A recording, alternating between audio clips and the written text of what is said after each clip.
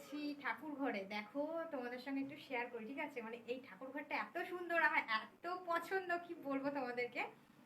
তো ভাবলাম যে না, তোমাদের সঙ্গে একটু শেয়ার করি।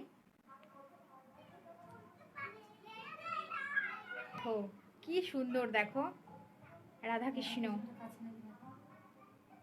এই দেখো কি সুন্দর সাজিয়েছে, বেশ ভালো লাগছে দেখতে। সবাই বন্ধুরা,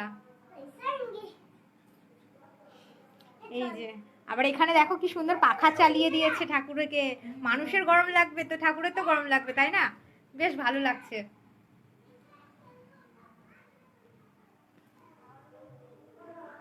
এই দেখো, আমার বেশ পছন্দ এই ঠাকুর ঘরটা।